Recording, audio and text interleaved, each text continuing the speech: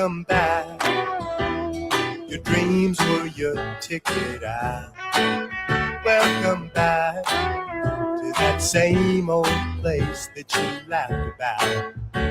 Well, the names have all changed since you hung around, but those dreams have remained and they've turned around. Who'd have thought they'd lead ya? Who'd have thought they'd lead ya? Back here where we need ya. Back here where we need ya. Yeah, the T's in my lot, 'cause we got him on the spot. Welcome back. Welcome back. Welcome back. Welcome back. Welcome back. Welcome back. Welcome back. All right, give it a stretch. Okay, that's good. That's good. That's good. Welcome back. Welcome back. Welcome back. All right, so for this break session, I kind of want to take a look at how things come to the browser. You know what I mean? And I went down this rabbit hole, and so I didn't get as much done as I wanted. But there was this thing that I'm pretty sure we spoke about it before. And so I want to kind of, like, you can play around with in the browser now, which is cool, but only on certain browsers. And I wanted to see, like, the evolution of things coming into the browser, right? And so I want to take a look at a specific, like a use case or what have you. You know what I'm saying? A specific example.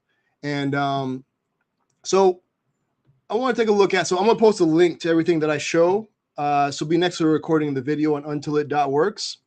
And so we'll start off with this one. Let me start off with this. Yeah. Okay, so the corner shape CSS property. All right. So I figured let's talk about it, what it is, and then kind of go into the evolution. So you can see it has limited availability. So pretty much only in like Chromium browsers, right? So not Firefox and not Safari as of yet, right? Cool. And also it's experimental. So this is an experimental technology. Check the browser compatibility table carefully before using this in production. So gives you some like warnings here, but it's like, so it's super early. All right.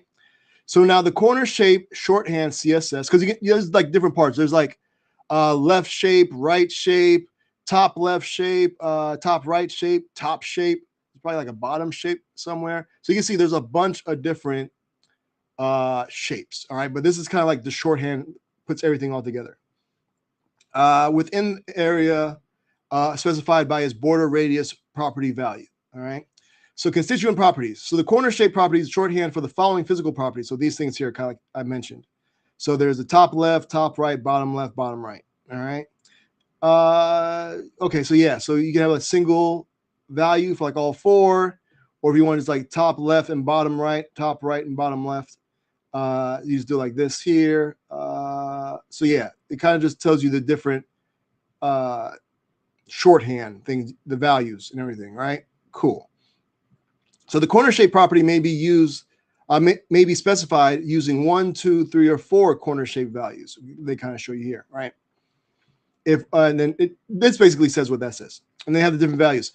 This super ellipse is kind of wild, like that. That's a whole thing that you probably, let me check it out, because what it does, I don't even really still even understand. It's kind of wild. And again, limited availability, right? But it's like a function. Yeah, CSS function. It defines the curvature of an ellipse and is used to specify corner shapes either directly or via corner shape value keywords. And so you can go from like infinity to negative infinity. And will they show, is a whole bunch of math here.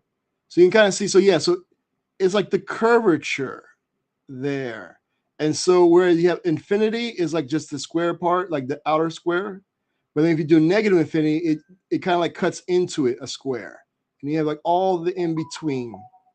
It's kind of interesting. As you can kind of see here. So here's like the border radius, right? So you can kind of see it's doing that. But then the super ellipse, see how it makes it rounder? And so negative infinity, or -5, it doesn't go to negative infinity. And then +5. And then the border radius kind of like smooths it out a little bit more. You know what I'm saying? Like that's wild. Because yeah, I don't think you get, yeah, so you can get that other one, like how it goes so far in depth, or whatever. Yeah, you can't get that with like border radius. So it's kind of cool. Super ellipse. All right, but sorry, random tangent. All right. Okay. So yeah, super ellipse. It's pretty cool. So yeah, it's used to modify the shape of the rounded corners created by the border radius. Yeah. And it kind of goes through more and more. You can read more and more about this stuff, right? Then they have some examples coming up. So yeah, so example, basic usage, right? So you have this div, nice scooped corners. And then the actual div has these here, right? So you have the corner shape scoop. All right. You have the border radius of 30. There's a box shadow, and the height of it is 180 pixels. So this is what it looks like. All right. Pretty cool. So like a ticket kind of thing. You know what I'm saying? And then, so yeah, so it has a scoop, which is like a keyword, I guess. I don't know if you could change that. I think it's just a certain value, whatever. So now, okay, so then this another one here. To demonstrate how some styles follow the shape of the container container's corner, we apply the background image. So you're gonna have like an image in the background to the document body, then apply a border radius of 40 pixels and a corner shape of scoop notch. So that means it's gonna be like one side is gonna be scoop, one side is gonna be notch, something like that, to the div. All right. So when we then apply the following to the div. So there's a semi-transparent background as a background color, then a different color and style for each border on each edge, and then a backdrop filter that inverts the background image set on the body. So like the background, so the div is going to like flip. It's going to backdrop filter. It's going to invert whatever the background image is. And then the hover style, so you can see the clickable contents areas fall outside the shape. All right. So again, the body, we're going to put a background URL there of like a leopard. Background size cover, so it's going to fill up the whole thing. Then here's the div. So similar before, 40 pixels. You're going to do the scoop notch thing. The background color. This is the, here's the invert. So the background color is going to be like transparent a little bit. Then the border top, left, right. So these are the different colors they're adding to, so you can differentiate top, left, bottom, right. All right. And then when you hover over it, then the background color is going to be white. So here it is. So here's the leopard, right? And you can see here. So when I hover over it, you see what happens? You can kind of see some of the text goes outside of it. So you have to be careful about that. You know what I'm saying? Oh yeah, some styles follow the corner shape border, corner shape such as border, outline, box shadow, overflow, and backdrop filter. This is useful for helping various aspects of your own design not to clash. As shown, it can result in some interesting visual effects. So you should test your designs carefully. So yes, you can see all this stuff is in the div, but because of the way the corner shape is, some of it like leaks out. All right, cool. So a whole lot of other stuff here. Cool. So, oh, okay. So it looks like scoop is super ellipse -1. All right. Then bevel is super ellipse 0. And then round is super ellipse 1. And then, but notch is negative infinity. So that's why it's like that square. That's like cut out of it. That's pretty cool. So that's good to know. So yeah, so if like again, so if we went to notch super infinity, bam, you see how it's like that. But then if you do it at like 2, see it's kind of what you call it there. But then infinity, it's gonna be a square. So yeah, that's pretty dope. And then they have the super ellipse thing here also. They have some CSS stuff, super ellipse. So now this was cool. I was wondering, as I was going through this, I was like, I wonder if you can animate this. And you can, which is pretty cool. So it's a pretty cool animation here. Look at that. All in CSS. So that could be a pretty cool animation for your website or something you can come up with. You know, it's almost like maybe like pages like opening up or something. I don't know. That's how I kind of got like some origami kind of thing. You know what I'm saying? So I think that's pretty cool. Let's see. So you can see here, compatibility is not great. So again, for like Chromium browsers, cool. Even on Chrome, Android, even on WebView Android, okay, but not like iOS or anything. Oh, Opera Android. All right. So yeah, so any again Chromium based stuff. But Safari, no. Opera, yes. Firefox, no. All right. So now this got me kind of thinking, well, for example, like what is Firefox thinking about this, right? And so I dug up and I found like while I was looking around for stuff, I found, well, first of all, let me go here. So I found this. Share the screen, share this tab instead. So I don't remember if we went over this, but this is Chrome for developers. And so the corner cases of implementing CSS corner shape in Blink. And so it's kind of talking about the corner shape CSS and just kind of going through everything, kind of like we went through before, right? Just like a lot more math and more details and everything. All right, cool. So I saw this. I also came across this other one. So I don't remember what I was looking up, but I saw this. It was from Mozilla, the people who make Firefox, and it's them discussing CSS corner shape. All right. And so you can see this is from June 12th, 2023. And that Chrome for Developers blog, that's from 2026 in February. So I'm sure they probably have their own GitHub thing where they were like discussing stuff, right? And so, okay. So request for Mozilla position on an emerging web specification. So they're kind of talking about this new thing, CSS corner shape. And so this person opened it up. And so, and then there's an explainer. So Leah Veru, who we've shown stuff on before, like really into like the CSS landscape and building things for it. So this is a blog post. So this is the blog post, a link to it. And by the way, let me go ahead and I'm gonna copy and paste. I forgot to add these links. So let me do that before I forget. So you can check out the blog post. All right, so you can see back in 2013, right? They were talking about this whole CSS thing. So like,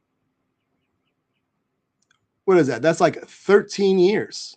You know what I'm saying? That's wild that they've been working on this. So, you know, things move. People say things move quickly in like the web. I mean, it kind of does, but like relatively, you know what I'm saying? So, yeah, so as an editor of the backgrounds and borders level spec 4, I am naturally a bit more interested in the cool features it will bring once implementation start. Is currently too early for that. So this is 2013. One of the coolest features in it is corner shape. So while in backgrounds and borders 3, border radius was only used for rounded, actually elliptical corners. With the help of corner shape, it will be able to do so much more. Beveled corners, scoop style corners, informally known as negative border radius, even rectangular notches. And so unfortunately, until it's implemented in browsers, it's hard to play with it. Or is it? I spent the weekend creating an app in which you can enter values for corner shape, border radius, width and height, and see the results simulated through SVG, as well as the fallback in browsers that don't support border radius, which is currently all browsers. So you can kind of see here how it would work before. And she created this thing that would use it with SVG. It's pretty cool, right? So this is how like stuff happens. And then like the different browsers will then take a look and see how and if they want to implement it, right? And so this is kind of like what this is talking about. And so then this person tagged this other person who I'm assuming is, platform engineer at Mozilla, working mostly on Firefox internals for handling layout, CSS, and SVG. You know what I'm saying? So it's kind of cool to see all this stuff. Oh, even here, WebKit standards. So this is for like Apple. So like how Apple, so the same person opened up the thing here and he's like, oh, hey, I want to see, what's up with Apple maybe doing this, right? And again, this is from 2023.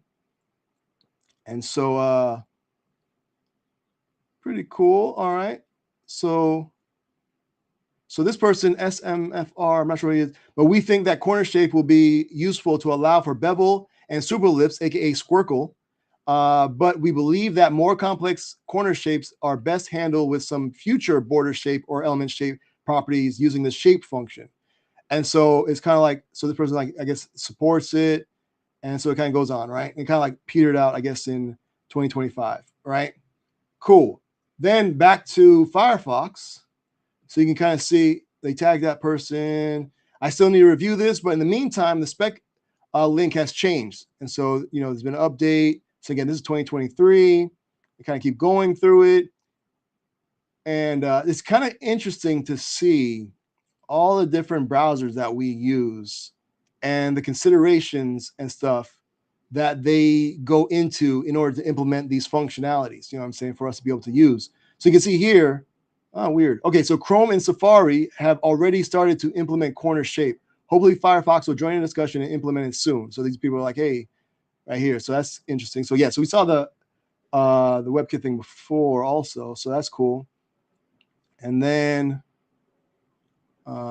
yeah.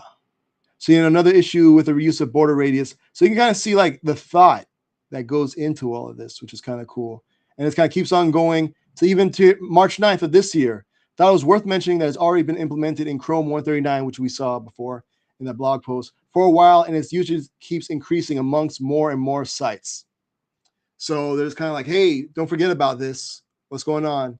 And so I don't know. I just kind of find it interesting, like the behind the scenes stuff of the things that, get implemented into the browsers that we use. So I don't know, maybe it's me, but if you so choose, go ahead. You can try, even though support's not that great. Maybe you want to do something cool like this. Only, but it'll only show up on Chromium browsers. So I don't know. But yeah, have you used it? Let me know. But yeah, let me get y'all back to work so I can get back to work. Because again, I have not done as much as I wanted to because I went down this random rabbit hole. Again, next, the recording of the video on untilit.works, I'll have links to everything so you can go and check it out. All right. So yeah, so since like 2013, they've been trying to make this happen. And yeah, shouts to everybody that's putting in the work to make these things happen. You know what I'm saying? So shouts to them. All right. Let me send y'all off with some traveling music. This right here is an artist that goes by the name of Anthony Cruz, aka A Butter. It's called Thank You. Thanks for hanging out. See you like 15 minutes after the hour. Till then, I wish you much productivity, and y'all be easy. Thanks, y'all. Peace. I want to say thank you for holding on when a brother was down and out. Now I feel so strong, and I want to say thank you for being there when the brother had nowhere to turn to. You were there, and I feel like hell. And everybody says hell. We spread it love like hell. I want to say thank you for holding on when a brother was down and out. Now I feel so strong, and I want to say thank you for being there when the brother had nowhere to turn to. You were there, and I feel like hell. And everybody says hell.